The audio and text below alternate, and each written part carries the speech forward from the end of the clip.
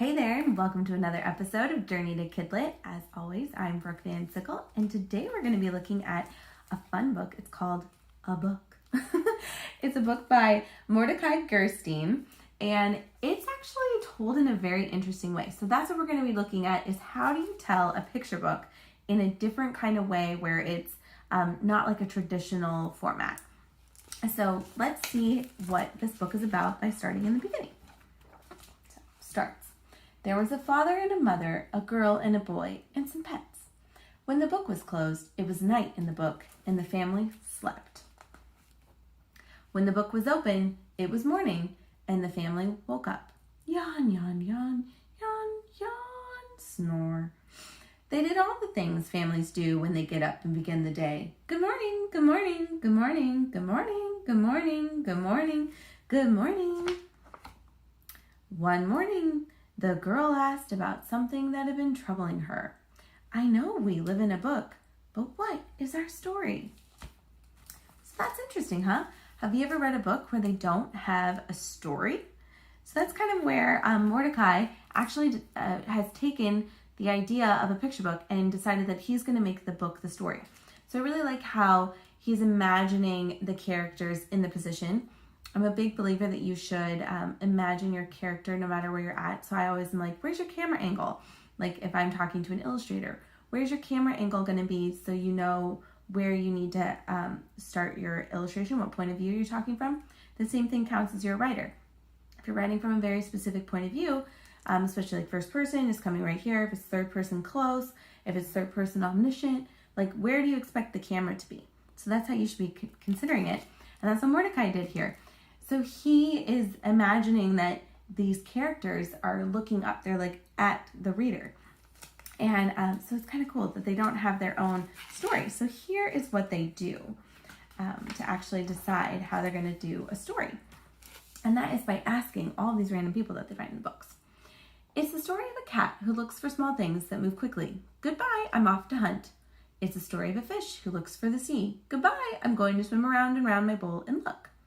It's the story of a dog who seeks interesting odors. Goodbye, I'm off to sniff.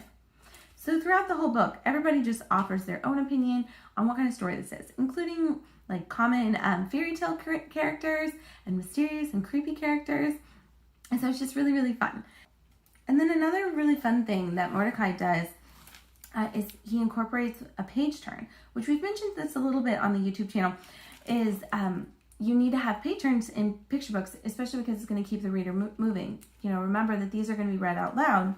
So here's an example of how he uses the page turn. I saw your story go that way. Who are all these people? What are all these messy footprints? These people are mysterious characters, and the footprints are clues. We have to find which prints belong to your story. This smells like an interesting story. Oh no, my story is definitely not a mystery. Mysteries make me nervous. The girl hurried on. So that line right there, I know I skipped a lot of those dialogues, but that line right there, my story is definitely not a mystery. He repeats that same style, my story is not, throughout the book to keep you being like, oh, what kind of story is it then?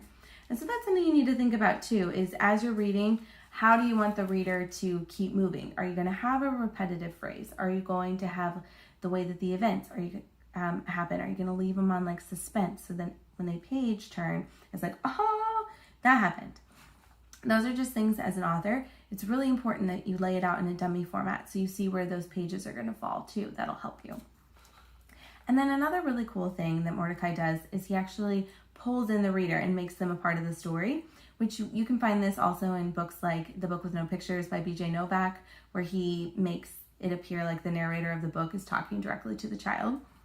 And so this is an example of how that would look in this book. There she met a large goose. I'm looking for my story, Mrs. Goose. I don't know what it is. Oh, you'd better find it. Readers like a good story, else they close the book, you know. What are readers? Look up. And then as you can see, the goose here is actually looking up at the readers. And so that's kind of cool.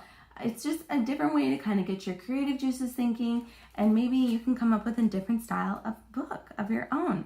So I want you to do that today. I want you to go out and get creative, start brainstorming. What's some interesting perspectives or point of views you can talk about for your story? What's some twists on some common tales or common themes in picture books that you could kind of, come at it with a fresh angle and come at it with something new, because that's something that editors and agents are always looking for. And if you want any more tips about picture book writing or writing itself, visit journeytokidlit.com.